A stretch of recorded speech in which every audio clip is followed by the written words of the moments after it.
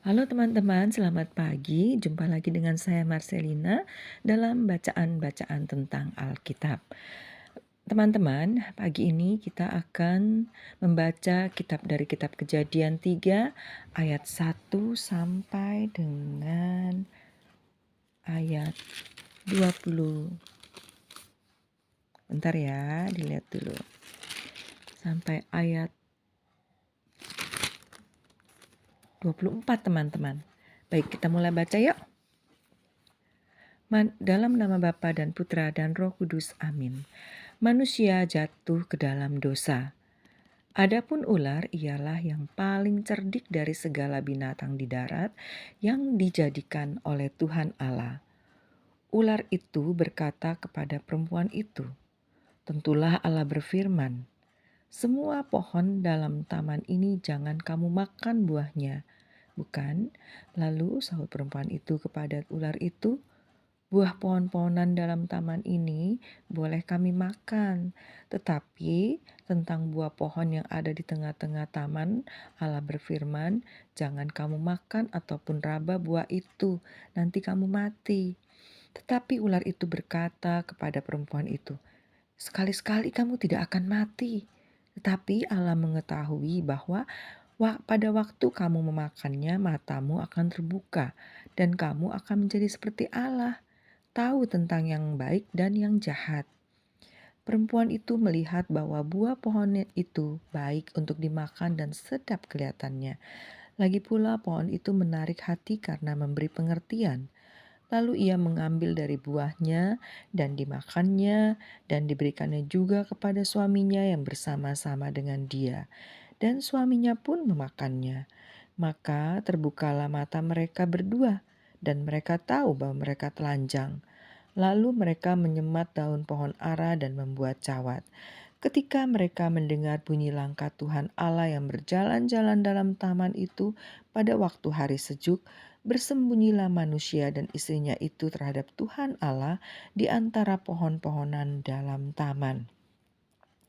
Tetapi Tuhan Allah memanggil manusia itu dan berfirman kepadanya, "Di manakah engkau?"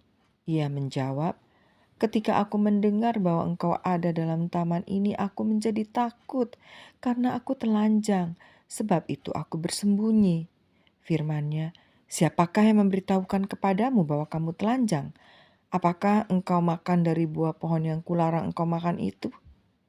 Maka manusia itu menjawab, "Perempuan yang kau tempatkan di sisiku, dialah yang memberikan buah pohon itu kepadaku, maka aku makan." Kemudian berfirmanlah Tuhan Allah kepada perempuan itu, "Apakah yang telah kau berbuat ini?" Jawab perempuan itu, "Ular itu yang memperdayakan aku, maka aku makan."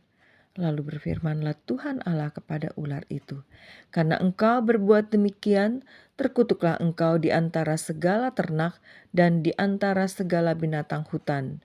Dengan perutmu lah engkau akan menjalar dan debu tanahlah akan kau makan seumur hidupmu. Aku akan mengadakan permusuhan antara engkau dan perempuan ini, antara keturunanmu dan keturunannya.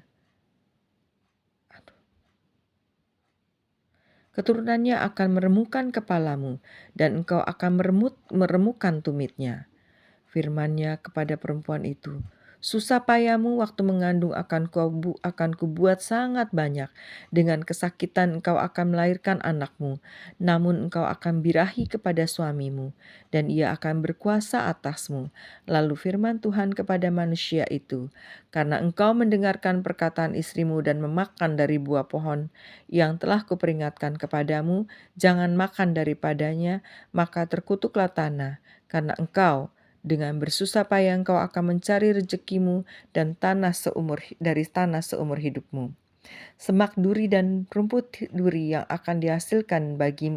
dihasilkannya daripada bagimu, dan tumbuh-tumbuhan di padang akan menjadi makananmu. Dengan berpeluh engkau akan mencari makananmu sampai engkau kembali lagi menjadi tanah, karena dari situlah engkau diambil, sebab engkau debu dan engkau akan kembali menjadi debu. Manusia itu memberi nama Hawa kepada istrinya, sebab dialah yang menjadi ibu semua yang hidup. Dan Tuhan Allah membuat pakaian dari kulit binatang untuk manusia dan untuk istrinya itu, lalu mengenakannya kepada mereka. Berfirmanlah Tuhan Allah, sesungguhnya manusia itu telah menjadi seperti salah satu dia dari kita, tahu tentang yang baik dan yang jahat. Maka sekarang jangan sampai ia mengulurkan tangannya yang mengambil pula dari pohon kehidupan itu dan memakannya, sehingga ia hidup untuk selama-lamanya. Lalu Tuhan Allah mengusir dia dari Taman Eden supaya ia mengusahakan tanah dari mana ia diambil.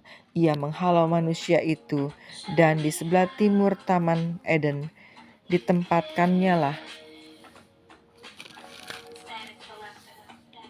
beberapa kerub dengan pedang yang bernyala-nyala dan menyambar-nyambar untuk menjaga jalan ke pohon kehidupan.